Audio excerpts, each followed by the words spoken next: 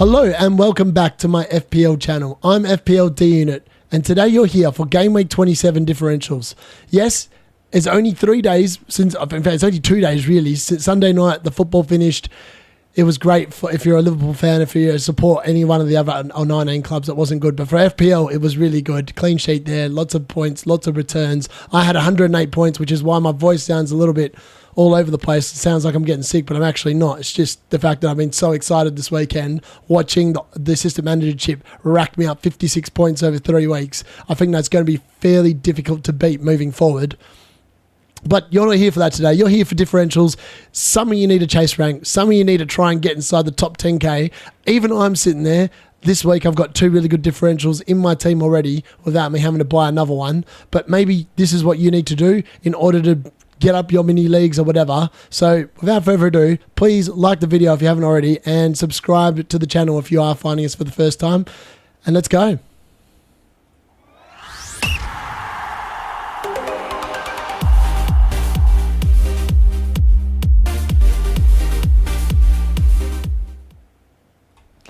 So, Game Week 27 differential notes. Now, what do you need to be aware of? Well, there isn't really that much difference between 26 and 27 in terms of like my team and probably like a lot of people's teams. The fixtures from an Arsenal perspective, definitely a lot worse this week. You're going to Forest ground and you're playing against the inevitable Chris Wood. So their defenders obviously drop off here. And obviously I'm literally... If you play for Palace, if you play for Aston Villa, if you play for Liverpool, or you play for Newcastle United, your name does not feature on this video and it won't feature in Game Week 28 or 29 either. I can't recommend someone as a differential if you're going to be blanking in 2 weeks' time. So for that reason, Alisson Becker, Canade, all these other players that would have been on this video normally, if there wasn't a blank, they're now no longer on this video because... I can't recommend them prior to Game Week 30. So, like, you're not going to see them the next few weeks. I do apologise. Yes, they're differentials, but I love Munoz. I think Munoz is great, but I'm not wasting a transfer on him when I'm not free hitting in 29 to then transfer him back out 2 weeks later. Makes no sense. So, with that being said, that is what you need to be aware of. Now, if you are free hitting in 29, Munoz is a great differential. But I'm not going to lie, but I'm not going to be focusing on him today. He has been brilliant. He got another 11-pointer or whatever it was on the weekend. Just amazing, really. Just absolutely amazing. So the goalkeepers we're going to be talking about today are Sarr, Jorgensen, Areola, and Kepa. Defenders, Huijsen, Aït-Nouri, Timber, Veltman, Tarkowski, Dorgo, and Wan-Bissaka. I am aware that Veltman didn't play on the weekend, a bit like Danny Welbeck. However, I believe they're going to be fine for this week, which is why they're still on this video, but I'm not going to talk about him in depth today. Midfield, it's Trossard, Fernandes, Semenyo, Dango, Matoma, Damsgaard got another big return in that Brentford game, FYI. I think he got another 10 points.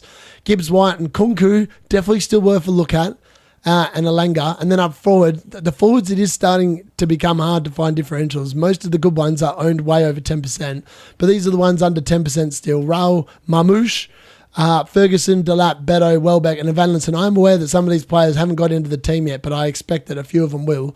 And we are going to talk a bit more about Beto a little bit later on. But the first thing we need to do now is actually check out the FDR, the fixture difficulty rating, for Game Week 27 and beyond. So, as we can see here, yeah, I mean, it's interesting. I'm not sure what to make of it myself, but basically what you need to take from this, the blank game weeks, you can see that dot. It is fast approaching. Game week 29 is there. You can see the 4 teams that are blanking there. And yes, they've got, most of them actually do have fairly good fixtures up until then, but it is what it is. Now, something I will raise here is that Brentford have been really good, haven't conceded a goal in the last 2 weeks, and they've got Everton at home this week. Maybe they're on track for a hat-trick of clean sheets. I'm not sure, but they're pretty good at the moment. Chelsea... They've obviously had a very horrible run of form, so has Cole Palmer, but that is not the time to be selling their assets. It's actually the time to buy them. Southampton at home, Leicester at home. There's goals there. There's probably 2 easy wins as well, probably for Chelsea to get them back into some sort of form. Brighton and Palace still have pretty decent fixtures, as we can see. And Everton's got pretty good fixtures too. Fulham, they've got the Wolves game, which I don't know how easy that is, but I feel like Fulham are a bit like Palace. They travel better away from home, so I wouldn't be too concerned there. Ipswich are in that middling kind of thing. How they're going to go against Man United, I would actually think that Liam Delap's a really good shout to score in this game. Liverpool, as we can see, they're out either side of that 29. Their fixtures are incredible, so I'm quite happy to have Becker.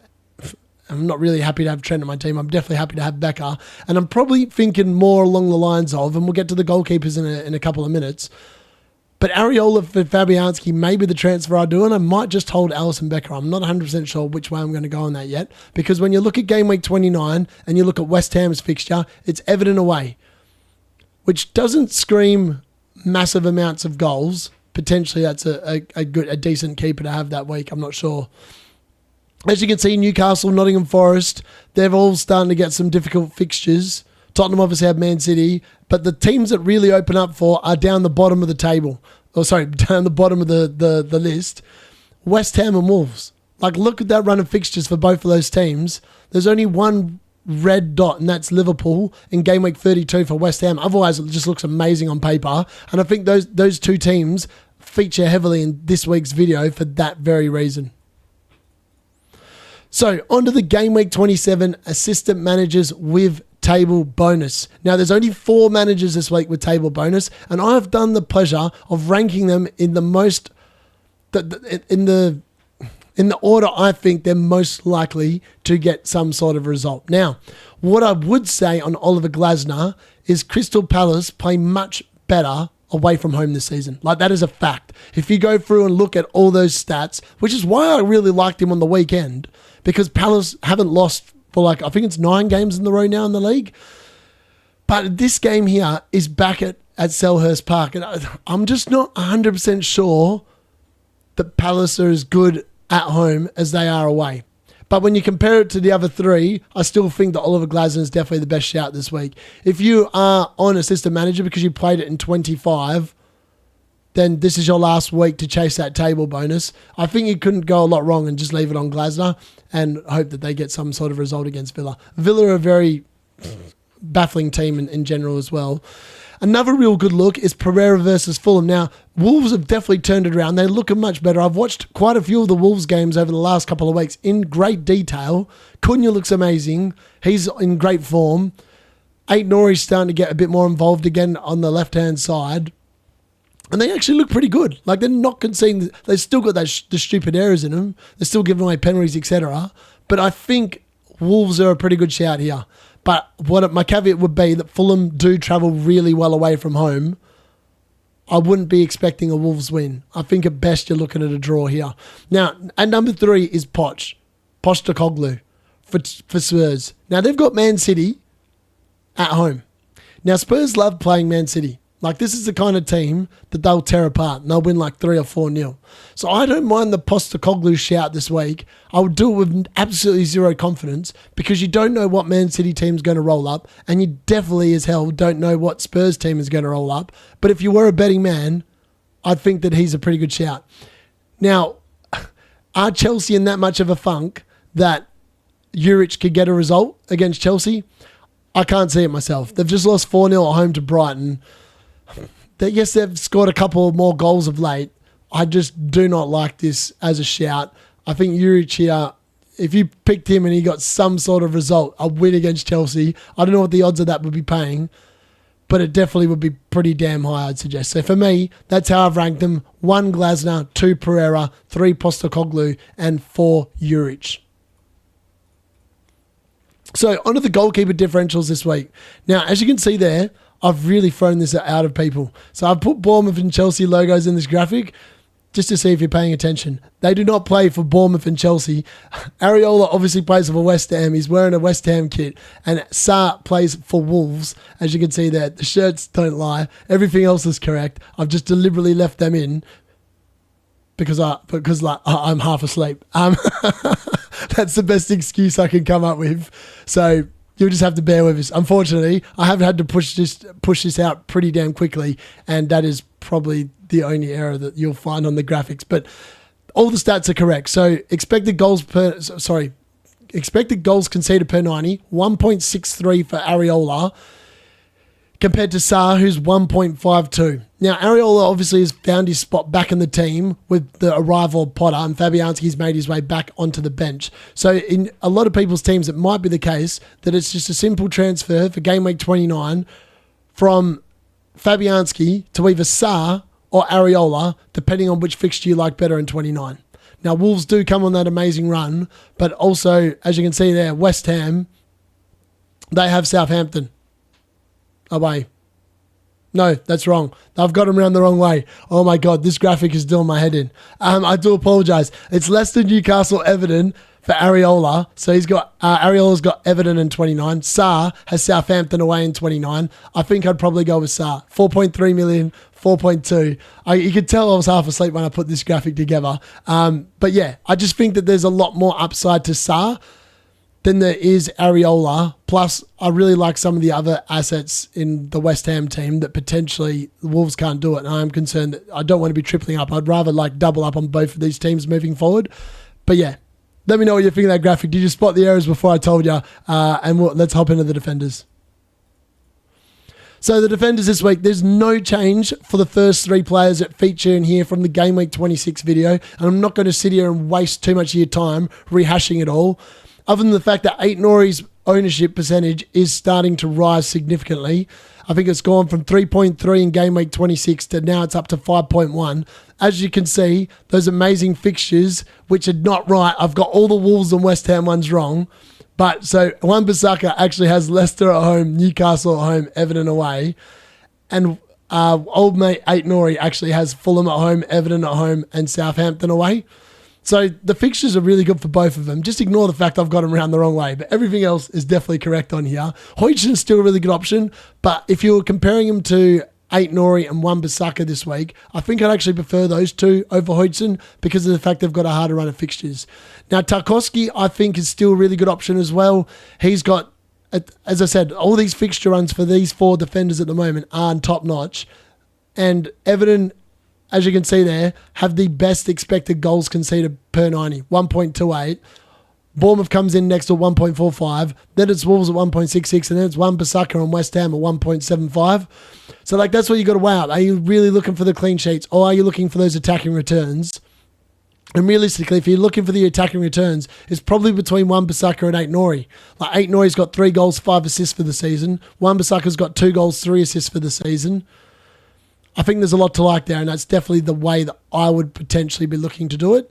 But yeah, let me know in the comments. But yeah, there's not too much difference between the defenders from Game Week 26 and the defenders in Game Week 27. So, into the midfield, and there are 2 new faces. And as you can see there, Bowen's fixtures are also wrong. I've made an absolute meal on the fixtures for West Ham and Wolves. So remember, Bowen actually has Leicester at home this week. He's got Everton away in 29. Ignore what's written underneath Jared Bowen. But all the other things are... My top pick actually this week is Bruno Fernandes. 8.6% ownership, 0.34 expected goals per 90. He scored that amazing free kick after I literally bagged him out on stream saying he never scores a free kick, and I said he'll probably score it now, and he did. If you haven't already seen that clip, go back and watch this Saturday night live reaction stream. You can see me literally say that and then just watch me go and lose my mind as he scored. And I realised I had 10 points on the bench. So I've held him in my team the whole week. For a lot of the season now, like the last 4 weeks. He's been on my bench, I think, 2 of the last 3. And unfortunately, I left the 10 points there. I was kind of hoping he was going to save that for Ipswich. Hopefully he does. So Ipswich at home, Arsenal at home, Leicester away. It's a pretty good 3 weeks for Bruno. And I really like him. I think we're likely to see a lot of people jump on the bandwagon here as well. 6 goals, 7 assists, 8.3 million, half decent price. And he's definitely worth a punt. Definitely worth a punt this week, especially with Ipswich and Leicester, as I said, till the next 3. If Man United are going to score goals, Bruno's going to be involved. We all know it. Matoma, this man keeps delivering. He scored another 8 points on the weekend from another goal. He's up to 43 points now from his last 6 weeks. He's having a Phil Foden 6 weeks. That's how good Matoma has been. Unbelievably good. He's up to 9.2% ownership, obviously off the back of lots of people looking at that Southampton fixture and thinking, let's roll him in. I mean, the fixtures aren't as nice now. Bournemouth at home, Fulham at home, Man City away. They're not horrible fixtures, but they're not brilliant either. And he's obviously got the lower the lowest underlying expected data of the 4 players here. So 0.27 expected goals, 0.15 expected assists. But he's got 7 goals and 4 assists for the season, and he's only going to cost you 6.4. Yes, he rose in price over the weekend, but he's still a great asset, still a great option. I wouldn't be surprised if he continues to deliver. And then someone else that's new on this list, and he's probably the second, if there's a midfielder I want to buy, and I can actually go, if I really wanted to now, if I don't like the Justin Kluivert pick, and I'm actively thinking about whether I bench Justin Kluivert this week, it's either between him, Chris Wood, or Isaac. I'm not sure which one to bench. Let me know in the comments if you've got an opinion on that one. But Jared Bowen, 0.28 expected goals per 90, 0.23 expected assists, 7 goals, 6 assists for the season. He's got the best attacking returns on this list, 7.3 million, so he's $1 million less than Bruno. I could afford to get Jared Bowen into my team for Justin Kluivert, with the money I got back from the assistant manager. So, yeah, he's definitely an option. He's definitely someone I'm very interested in. He's scored. He's back in the thing. He's playing 90 minutes. He's on penalties. He's the captain of West Ham. Pretty much everything good that's attacking goes through him. Now, lots of people were talking about Mohamed Kudus as well, and I actually think Kudus is a really good shout as well. I even thought Paquetá was, but Bowen just looks nailed. Bowen is always there. He just ticks over. He gets his 7 point. You get an 8 point, a 9 point, get a 10 point like he did on the weekend. I think there's a lot of upside there. As I said, those fixtures are wrong below his name, but it's still a really nice run of fixtures. And Nkunku started again, played 70-odd minutes. This time was slightly off to the left. His data has dipped. Obviously, it was nowhere near as high, and it was unfeasible that he could keep up at 0.71, whatever it was last week. So he's actually dropped down now to 0.63 expected goals per 90, 0.1 expected assists. 5.7, if you're tacking the fixtures, you go for Nkunku this week. That's the way I read it. 2.1% ownership. There is a lot to love there. Of that, there is no doubt. So, onto the forwards. And look, this is a little bit skewy. So, as you can see there, Beto is probably my favourite pick of this lot. He's up to 4.5% ownership now, Beto. He scored yet again against Man United. The man is now up to 0.53 expected goals per 90, 0.02 expected assists. Every week that expected assist goes slightly up, which is interesting. 6 goals in this game. 6 goals for the season now, 0 assists still. 5 million. He's gone up to 5 mil, but he's the cheapest forward that's playing, guaranteed pretty much to play 90 minutes, and he looked pretty damn good. Watching that Man United Everton game, other than the fact that Everton somehow conceded 2 goals, I thought Beto was amazing. He would have probably taken the penalty that was given and then taken away. So that's something else that has to be said. I just really like him. I think he's a great asset. If there was a bloke I was going to go to this week, it would be Beto. I just think he looks really good. At 5 mil, he's dirt cheap. I'm happy with most of my forwards, but if there was someone I wanted to take a punt on, it'd probably be Beto. Now, if Valentin makes it back to cut because he's back on the bench. He was back on the bench on the weekend, which makes me think, which is why Dango's not in this video today, because I feel like if Valentin back is definitely going to impact on Dango, and I don't think he's a good option anymore at 5.1. I don't believe he's a good option. With a Valentin ready to come in, step into the breach. 0.42 expected goals per 90, 0.09 expected assists, 5 goals, 4 assists for the season. He costs 5.6. I wouldn't be jumping on just yet, but as soon as we see Valentin start, he's a great differential, and I think he offers a lot of upside as well. And he's a massive budget enabler. If you want to go and get a Haaland in game week 29, maybe your third forward has to be one of these blokes that's like 5.5 or 5 mil. These three that are Delap, Valentin and Beto are all fantastic options, and there's a lot to love. And they all been performing pretty well across the times that they have actually been playing this season. So if we go to Delap next, 3.6% ownership, 0.37 expected goals per 90, 0.06 expected assists. He's now got 10 goals, 2 assists in the season, 5.6 mil. He could have scored multiple goals against Tottenham. He could have scored multiple goals against Tottenham. It was just one of them unfortunate things. The first 10 minutes, he could have almost had a hat-trick. It was that dominant early. Spurs were that bad. Manchester United does not... I don't see it as a bad fixture. Crystal Palace away, probably not a bad fixture. Nottingham Forest at home, as the way they're defending away from home at the moment, not a bad fixture. Delap looks really good here. He was really good last week. I still think he's really good this week.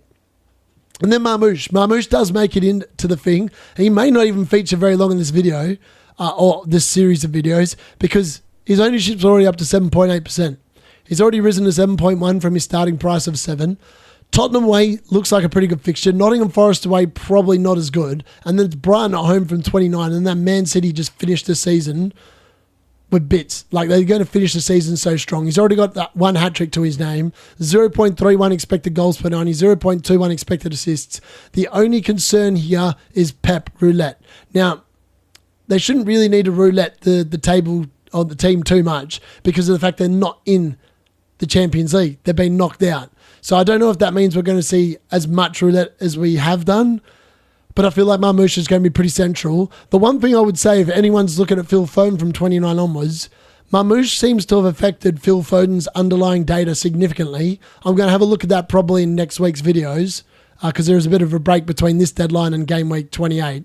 So keep your eye out for that one. But I will be doing a deep dive because I actively had thought about bringing Phil Foden back once the fixtures turned. But the data since Marmoush has come into the team doesn't look good for Phil Foden in terms of wanting him back into the team. So yeah, those are all the forwards this week. As I said, they're starting to get a bit slim pickings because of all the injuries there. It means there's nowhere near as many forwards to choose from at the moment, which is really frustrating. So that brings us to the end of the differentials for game week 27. Obviously, I do apologise for the fact that some of the graphics with the fixtures between West Ham and Wolves, I don't know how I managed to stuff that up for every one of them, but I did. What you need to take out of this, Wolves and West Ham coming into an amazing fixture runs.